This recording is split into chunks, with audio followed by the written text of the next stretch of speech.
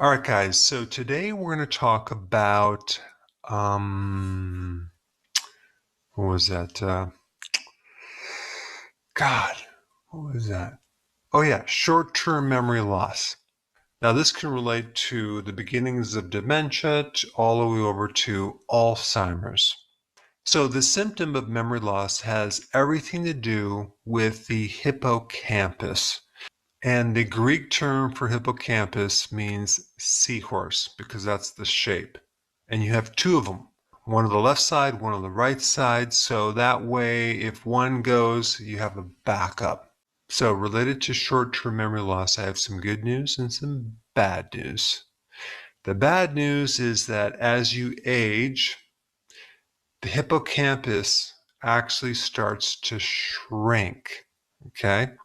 So age is definitely one thing you're up against, so you just have to stay as young as possible.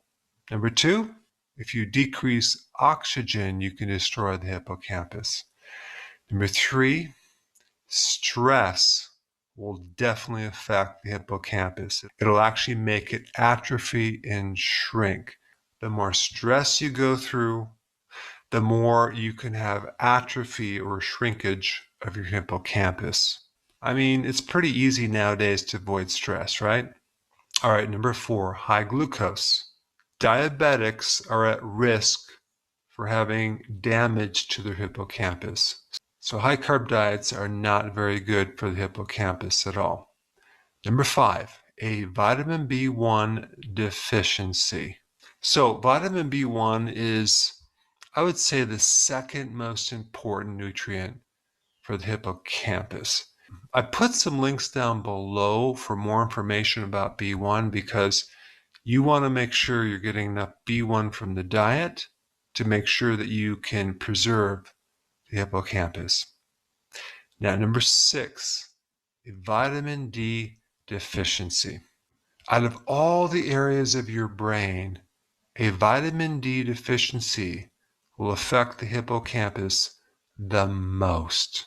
So it's a very good thing that a vitamin D deficiency is very rare nowadays, or else we'd be in big trouble. Now, that was a sarcasm because a vitamin D deficiency is extremely common among most of the population on planet Earth. And number seven, if you have a zinc deficiency, that can majorly affect the ability of your hippocampus to function, resulting in short-term memory loss. Okay, so that's the bad news. What is the good news? Now, the good news is the hippocampus is one of the only areas of the brain that can completely regenerate. Whew. Thank goodness for that. So if we just go ahead and look at the list, we have to stay as young as possible, number one.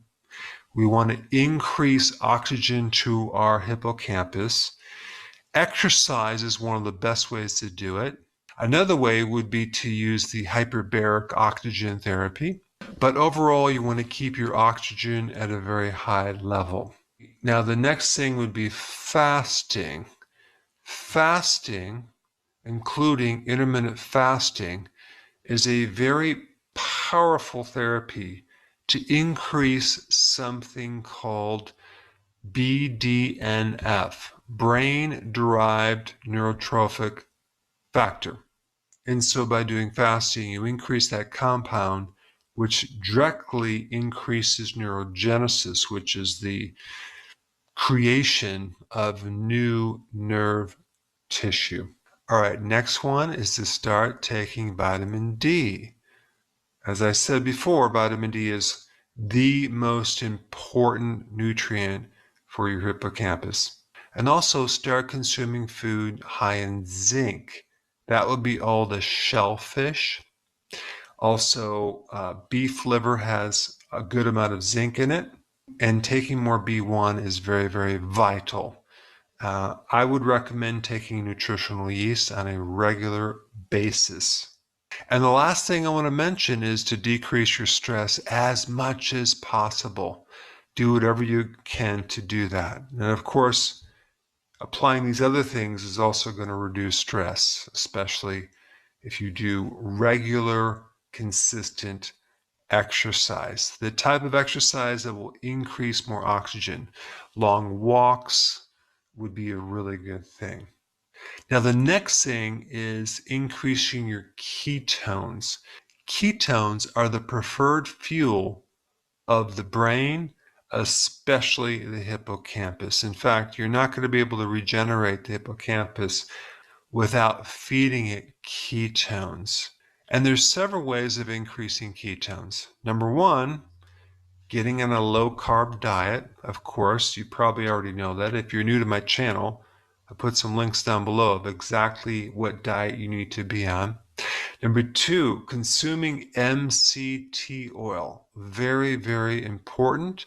Medium chain triglyceride fats will turn into ketones, and your brain will actually absorb them in preference to glucose, and you'll see huge benefits. You can also take exogenous ketones. They're called ketone salts, and that will also increase your ketones. They're a bit expensive, so it might be cheaper to take the MCT oil, but more important than MCT oil and exogenous ketones is getting on a ketogenic diet, keeping your carbs low, and that's going to be very, very important in restoring the hippocampus.